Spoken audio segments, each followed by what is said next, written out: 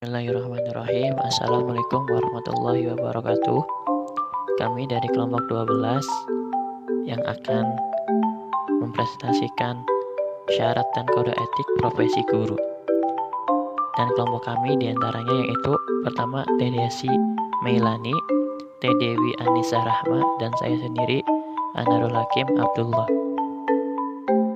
Dan selanjutnya pada materi kali ini kita akan membahas yang pertama itu persyaratan profesi guru, yang kedua itu kode etik guru, yang ketiga itu kode etik guru Indonesia, dan yang keempat itu menjunjung tinggi kode etik profesi guru. Next, yang pertama itu ada persyaratan profesi guru. Guru Indonesia yang berjiwa Pancasila dan setia pada Undang-Undang Dasar 1945 turut bertanggung jawab atas terwujudnya cita-cita proklamasi kemerdekaan Republik Indonesia. Sehingga guru Indonesia itu menyadari bahwa pendidikan itu adalah bidang pengabdian terhadap Tuhan Yang Maha Esa, bangsa dan negara, serta kemanusiaan pada umumnya. Berikut ada profesi guru memerlukan persyaratan atau kriteria khusus. Di antaranya yaitu pertama, jabatan yang melibatkan kegiatan intelektual. Maksudnya di sini jabatan guru itu harus memenuhi kriteria ini karena mengajar itu melibatkan upaya yang sifatnya sangat didominasi kegiatan intelektual. Selanjutnya itu kegiatan yang dilakukan anggota profesi adalah dasar bagi persiapan dari semua kegiatan profesional lainnya. Yang poin 2 itu ada jabatan yang menggeluti suatu batang tubuh ilmu yang khusus. Maksudnya yaitu anggota suatu profesi itu menguasai bidang ilmu yang membangun keahlian mereka dan melindungi masyarakat dari penyalahgunaan, amatiran yang tidak terdidik, dan kelompok tertentu yang ingin mencari keuntungan. Namun, belum ada kesepakatan tentang bidang ilmu khusus yang melatari pendidikan atau keguruan. Yang selanjutnya itu ada jabatan yang memerlukan persiapan profesional yang lama.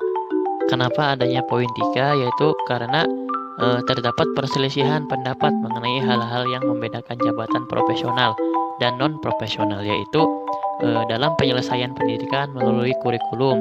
Pertama, yakni pendidikan itu melalui perguruan tinggi disediakan untuk jabatan profesional, sedangkan yang kedua yakni pendidikan melalui pengalaman praktek bagi jabatan non-profesional. Yang selanjutnya itu ada jabatan yang memerlukan latihan berkesinambungan. Nah, maksudnya yaitu jabatan guru itu cenderung menunjukkan bukti yang kuat sebagai jabatan profesional. Sebab hampir tiap tahun guru itu melakukan kegiatan latihan profesional, baik yang mendapatkan penghargaan kredit maupun tidak. Justru di saat sekarang ini bermacam-macam pendidikan profesional tambahan diikuti guru dalam menyertakan dirinya dengan kualifikasi yang ditetapkan. Dan selanjutnya itu ada jabatan yang menjanjikan karir hidup dan keanggotaan yang permanen. Nah, maksudnya di sini yaitu di luar negeri itu barangkali syarat jabatan guru sebagai karir permanen itu merupakan titik yang paling lemah dalam menuntut bahwa mengajar adalah jabatan profesional. Banyak guru baru yang hanya bertahan selama 1 atau 2 tahun saja pada profesi mengajar. Nah, setelah itu mereka itu pindah kerja ke bidang lain yang lebih menjanjikan bayarannya itu yang lebih tinggi.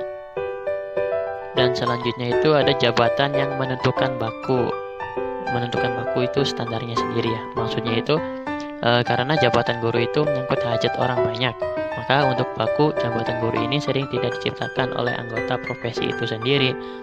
Baku jabatan guru masih sangat banyak diatur oleh pihak pemerintah atau pihak lain yang menggunakan tenaga guru tersebut, seperti itu yayasan pendidikan swasta. Dan selanjutnya itu ada jabatan yang mempunyai organisasi profesional yang kuat dan terjalin kuat. Nah, poin pada nomor 7 ini maksudnya yaitu jabatan mengajar adalah jabatan yang mempunyai nilai sosial yang tinggi. Guru yang baik akan sangat berperan dalam mempengaruhi kehidupan yang lebih baik dari warga negara masa depan. Jabatan guru itu telah terkenal secara universal sebagai suatu jabatan yang anggotanya itu termotivasi oleh keinginan untuk membantu orang lain, bukan disebabkan oleh keuntungan ekonomi ataupun keuangan. Mungkin cukup sekian dari presentasi dari saya dan dilanjutkan oleh saya Dewi Anissa Rahmah, izin memaparkan mengenai kode etik profesi guru. Secara etimologi, kode etik berasal dari dua kata, yaitu kode dan etik. Kode berasal dari bahasa Prancis, yaitu kode, yang artinya norma atau aturan. Nah, sedangkan etik berasal dari kata etiquette, yang artinya tata cara atau tingkah laku. Sehingga dari dua pengertian ini dapat diambil kesimpulan bahwa kode etik guru, kode etik profesi guru merupakan aturan-aturan tentang keguruan yang menyangkut pekerjaan-pekerjaan guru. Nah, dilihat dari segi susila. Nah, kata susila itu sendiri berkaitan dengan baik dan tidak baik menurut ketentuan-ketentuan umum yang berlaku, seperti kesopanan, sopan santun, dan keadaban. Selanjutnya, dalam hasil rapat Kongres PGRI nomor 13 menghasilkan 9 poin penting. Nah, yang pertama di sini, guru berbakti membimbing anak didik seutuhnya untuk membentuk manusia pembangunan yang berpancasila. Nah, di sini mengapa di sini ada kata-kata Pancasila? Sebagaimana kita ketahui bahwa fungsi Pancasila dari segi sistem etika sebagai rambu normatif untuk mengatur perilaku kehidupan bermasyarakat, berbangsa, dan bernegara. Salah satunya di negara kita, yaitu Indonesia. Yang kedua yaitu guru memiliki kejujuran profesional dalam menerapkan kurikulum sesuai dengan kebutuhan anak didik masing-masing. Yang ketiga, guru mengadakan komunikasi terutama dalam memperoleh informasi tentang anak didik, tetapi menghindarkan diri dari segala bentuk penyalahgunaan. Nah, maksud dari penyalahgunaan di sini itu ada 3, yaitu segala bentuk kekakuan dan ketakutan harus dihilangkan dari perasaan anak didik. Tetapi sebaliknya harus dirangsang sedemikian rupa sehingga tercipta sifat terbuka, berani, mengemukakan pendapat, dan sebagainya. Kemudian semua tindakan guru terhadap anak didik harus selalu mengandung unsur kasih sayang, ibarat orang tua dengan anaknya. Yang ketiga, diusahakan guru dan anak didik dalam satu kebersamaan orientasi agar tidak menimbulkan suasana konflik.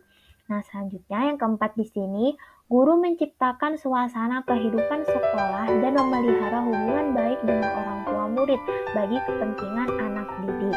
Yang kelima, guru memelihara hubungan baik dengan masyarakat di sekitar sekolahnya maupun masyarakat yang lebih luas untuk kepentingan pendidikan.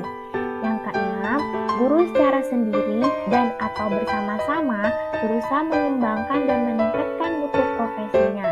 Yang ketujuh, guru menciptakan dan memelihara hubungan baik antar sesama guru, baik berdasarkan lingkungan kerja maupun dalam hubungan keseluruhan.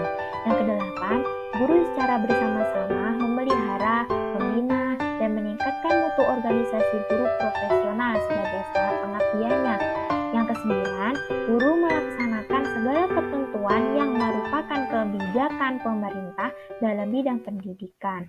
Nah, sehingga dari 9 poin ini diharapkan guru mampu berperan secara aktif dalam upaya memberikan motivasi kepada subjek belajar yang dihadapi oleh anak didik atau subjek belajar. Berarti akan dapat dipecahkan atas bimbingan guru dan kemampuan serta kegairahan mereka sendiri. Dengan demikian, diharapkan kegiatan belajar mengajar akan berjalan dengan baik sehingga hasilnya optimal. Selanjutnya mengenai kode etik guru Indonesia, merupakan pedoman atau aturan-aturan atau norma-norma tingkah laku yang harus ditaati dan diikuti oleh guru profesional di Indonesia dalam melaksanakan tanggung jawabnya sehari-hari sebagai guru yang profesional. Nah, adapun tujuan dirumuskannya kode etik itu sendiri, yang pertama yaitu untuk menjunjung tinggi martabat profesi.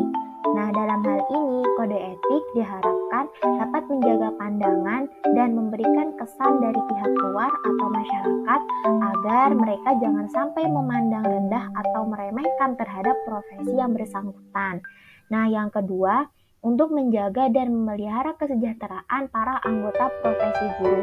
Kesejahteraan di sini ada dua hal, yaitu kesejahteraan lahir atau material yang diharapkan para anggota dapat menjaga atau menghindari dari larangan-larangan atau perbuatan-perbuatan yang merugikan anggota itu sendiri. Dan yang kedua, kesejahteraan batin seperti spiritual atau mental. Nah, di mana para anggota itu sendiri diberi petunjuk untuk melaksanakan profesinya dengan baik. Dan yang ketiga, untuk meningkatkan pengabdian para anggota profesi. Yang keempat, untuk meningkatkan mutu profesi. Dan yang terakhir, untuk meningkatkan mutu organisasi profesi. Nah, sebagaimana dalam motonya Ki Hajar Dewantara yang berbunyi Ingarso Sung Tulodo, Ingmatyo Mangun Karso, Tutpuri Handayani. Ingarso, apabila di depan, Sung Tulodo, memberi teladan, Ingmatyo di tengah, Mangun Karso, membangun kemauan, Tutpuri Handayani di belakang memberikan dorongan dan pengaruhnya. Nah, sebagaimana dalam perbuatan guru itu sendiri, jika di depan memberi teladan bagaimana cara berperilaku yang baik itu seperti apa, bertingkah laku yang baik itu seperti apa. Nah, kemudian di tengah membangun kemauan, diberi petunjuk, manfaat dari kode etik ini atau berbuat baik itu seperti ini, begitu. Kemudian di belakang memberi dorongan, memberi motivasi agar peserta didik itu mau untuk melakukan perbuatan yang baik atau mau melaksanakan kode etik yang baik itu seperti apa, begitu. Nah, kode etik di Indonesia itu sendiri itu disusun berdasarkan dua hal. Yang pertama, dasar falsafah negara, yaitu Pancasila, dan yang kedua dalam rapat TAP MPRS nomor 27 garis miring MPRS garis miring tahun 1966 yang berbunyi, tujuan pendidikan adalah untuk membentuk manusia Pancasila sejati yang berdasarkan ketentuan yang dikehendaki oleh pembukaan UUD 1945. Dan isi UUD itu sendiri dalam TAP MPR nomor 2 garis miring 1983, peraturan pemerintah, misalnya menurut PP nomor 10 tahun 1979 tentang penilaian pelaksanaan Pancasila, pekerjaan pegawai negeri sipil, maupun PP nomor 30 tahun 1980 tentang disiplin pegawai negeri sipil, semua dasar ini dijadikan pedoman dalam rangka membina aparatur negara agar penuh kesetiaan dan ketaatan kepada Pancasila dan UUD 45, dan kepada pemerintah untuk bersatu padu, bermental baik, berwibawa, berdaya guna, berhasil guna, bersih mutu, dan penuh tanggung jawab dalam melaksanakan tugas-tugasnya dalam pembangunan. Sehingga dari sini tujuan kode etik Indonesia itu, kode etik profesi guru di Indonesia itu sendiri, pelaksanaannya diatur oleh KEGI atau pelaksanaan kode etik guru di Indonesia. Mungkin cukup sekian dari saya. Untuk selanjutnya akan dipaparkan oleh teman saya, yaitu Baik, selanjutnya yaitu menunjang tinggi kode etik profesi guru, yang dimana hal ini sangat diperlukan dalam menunjang dunia pendidikan. Karena dengan adanya ketaatan guru pada kode etik sehingga mempengaruhi perilaku berdasarkan norma yang diizinkan, serta mencegah adanya perilaku yang merupakan larangan etika profesi sesuai ketetapan organisasi maupun asosiasi profesi. Nah, sehingga untuk mewujudkan kode etik profesi guru perlu memperhatikan beberapa faktor, yang dimana faktor untuk mewujudkan kode etik profesi guru, yang dimana pendidikan dan kualitas pribadinya guru itu seperti apa, sarana dan prasarananya, kedudukan, karir dan kesejahteraan gurunya, kebijakan dan pemerintah dan sistem pendidikannya. Nah, mungkin itu yang dapat saya sampaikan. Dari materi yang telah kami sampaikan, mungkin bisa ditarik kesimpulan, yaitu INA Mau 5 wat tabiba kilahuma la yansauhani izahuma lan yukroma fasbir lizalika in zafauta tabibaha waqna bizahlika in zafauta mu'aliman. Sesungguhnya guru dan dokter itu dua-duanya tidak akan memberi nasihat kalau keduanya tak dihormati. Maka sabarlah atas penyakitmu kalau engkau menjauhi dokter, dan puaslah kebodohanmu jika engkau menjauhi guru. Dari kata tersebut diambil pemahaman kalau kita diperintahkan untuk mendekati guru agar kita bisa lebih beradab, dikarenakan jika kita lihat dari penjelasan di atas tentang bagaimana kode etik guru yang sangat luar biasa sekali. Nah, mungkin itu yang dapat kami sampaikan. Jika ada pertanyaan, silahkan bertanya di forum yang telah disediakan. Terima kasih. Assalamualaikum warahmatullahi wabarakatuh.